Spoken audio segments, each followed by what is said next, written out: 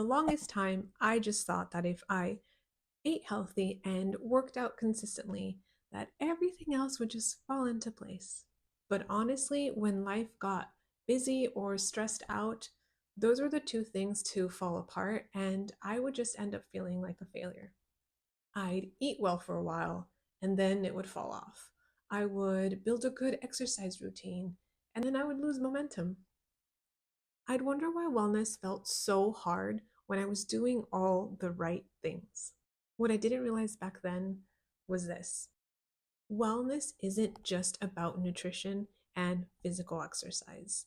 There's a whole system that we're overlooking. And when one part of the system is missing, everything else feels like it's so much harder than it needs to be.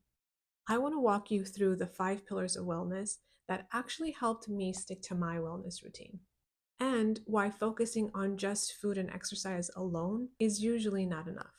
Hello, my bright and beautiful friends. My name is Desley.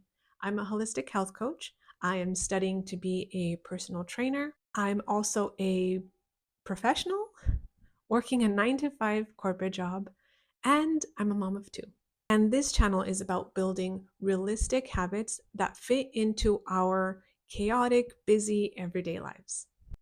This is not approaching wellness through perfectionism or through extremes. It's about focusing on habits that help us feel better in our bodies, in our minds, and let that badass in you come out and shine. So let's get into it.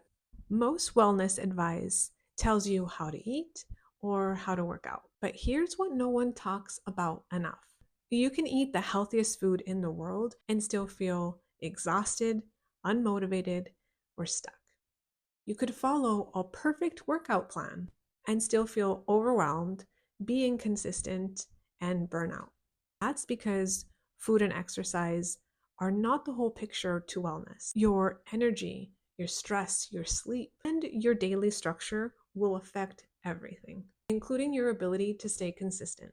Once I stopped seeing wellness like a checklist or a to-do list, and I started viewing it through the eyes of the 5 pillars of wellness, things finally changed.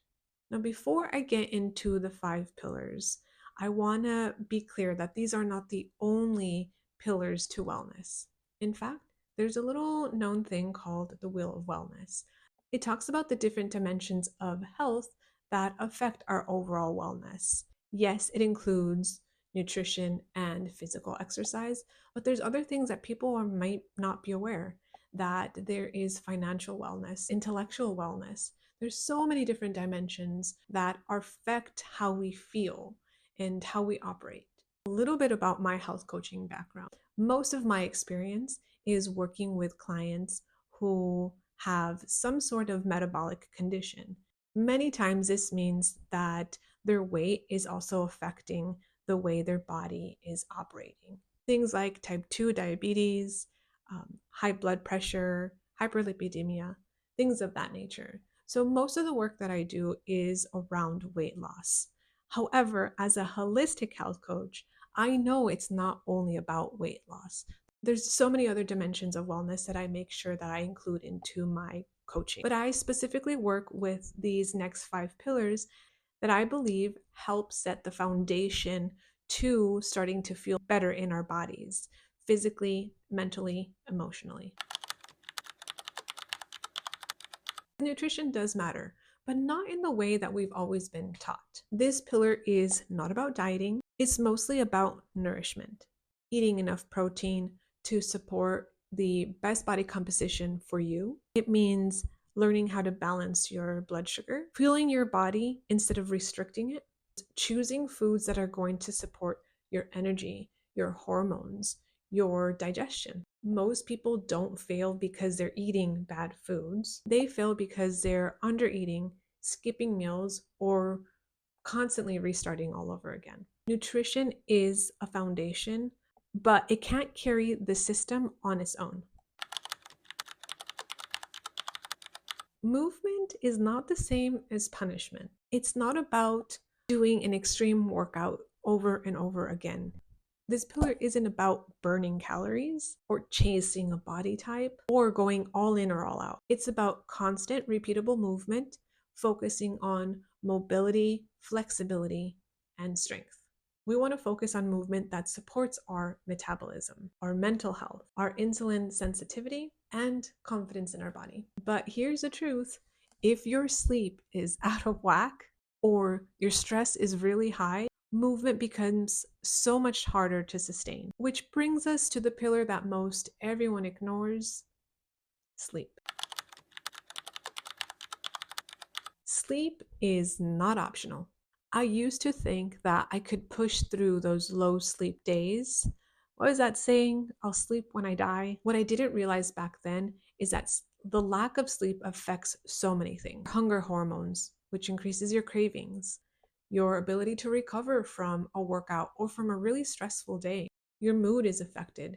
Your ability to make decisions or even focus at work, for example. When sleep is off, everything is an uphill battle. But you do need to respect sleep as a pillar of wellness, a foundational part of your wellness routine.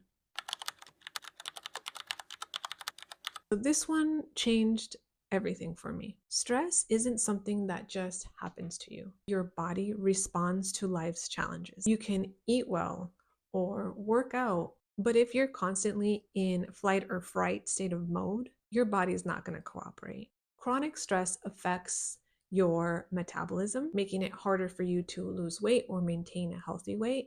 It affects your hormones. It affects your digestion. It can be the cause of inflammation and even your motivation.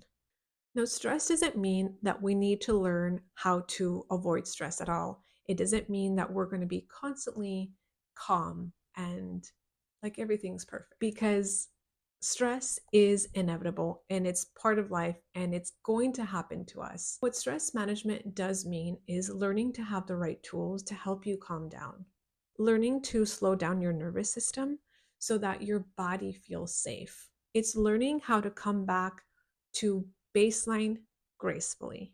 This pillar alone is why I believe that so many healthy people can still feel very stuck in their progress. What I mean by mindset here is not chasing this always motivated, always inspired, because honestly, those things last very little.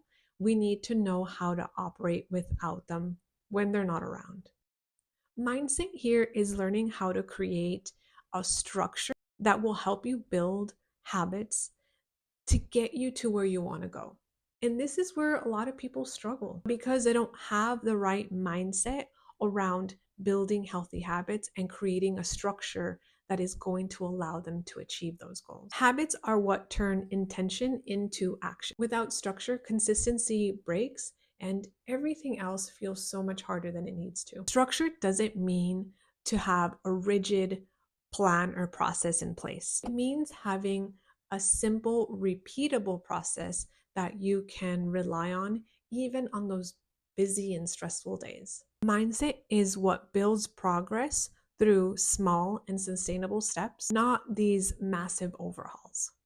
But here's the takeaway: you don't need to fix everything all at once, but you can't ignore the 5 pillars and still think you're going to make progress. When nutrition supports energy, movement builds strength, sleep restores the body, stress is managed, and mindset is going to keep your progress simple, consistent, with a positive outlook. Then wellness stops feeling like willpower, and that's when habits stick. This channel is here to break down these 5 pillars and help you learn how to weave them into your stressful, chaotic everyday life. Nothing here is about perfection, but everything here is about building progress. Now, if wellness for you has felt overwhelming, confusing, or this all or nothing type of feeling, you can find success for yourself. And I'm here to show you how. In my next videos, I'll be breaking down the 5 pillars a little bit more deeply so that you can start building healthy habits that fit into your life. And if this all resonated with you, I would love for you to stick around. Stay bright, stay nourished, and stay beautiful. And see you next week.